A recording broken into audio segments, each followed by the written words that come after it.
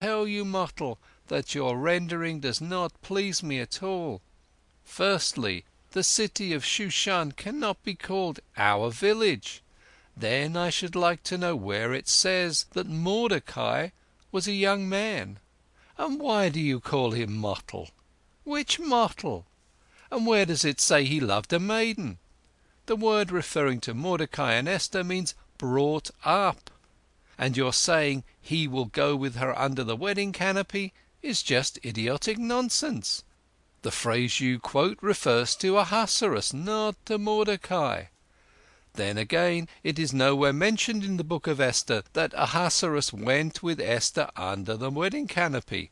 Does it need brains to turn a passage upside down? Each passage must have sense in it. Last year and the year before you sent me something different. This year you sent your teacher a translation of the book of Esther, and a distorted translation into the bargain. Well, perhaps it should be so. Anyhow, I am sending you back your translation, and may the Lord send you a good year, according to the wishes of your teacher. Well, that's what you call a slap in the face. It serves my brother right. I think he will never write such a book of Esther again. Having got through the teacher's letter, I must see what the teacher's daughter writes. On opening the envelope, 2 paper roubles fell out. What the devil does this mean? I read the letter, only a few lines. Mottle, I thank you for the 2 roubles. You may take them back. I never expected such a Purim present from you. I want no presents from you, and certainly no charity. Ha ha! What do you say to that? She does not want charity. A nice story, as I am a Jewish child. Well, what's to be done next? Anyone else in my place would surely have torn up the 2 letters and put the money in his pocket. But I am not that sort. I did a better thing than that. You will hear what. I argued with myself after this fashion. When all is said and done, I got paid by my brother Mottle for the journey. So what do I want him for now? I went and gave the 2 letters to my father. I wanted to hear what he would say to them. He would understand the translation better than the teacher, though he is a father and the teacher is a teacher. What happened? After my father had read the 2 letters and the translation, he took hold of my brother Mottle and demanded an explanation of him. Do not ask me any more. You want to know the end? What happened to Esther, the teacher's daughter, and to my brother Mottle? What could have happened? Esther got married to a widower. Oh, how she cried! I was at the wedding. Why she cried so much I do not know. It seemed that her heart told her she would not live long with her husband. And so it was.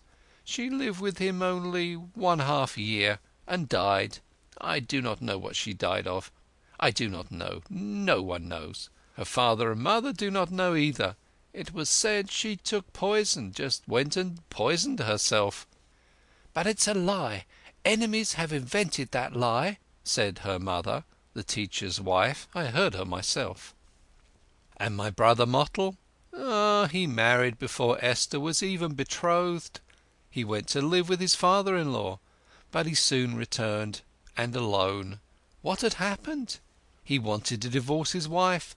Said my father to him, "You are a man of clay." My mother would not have this. They quarrelled. It was lively, but it was useless. He divorced his wife and married another woman, and now has 2 children, a boy and a girl. The boy is called Herzl, after Dr. Herzl, and the girl is called Esther. My father wanted her to be named Gittel, and my mother was dying for her to be called Leah, after her mother.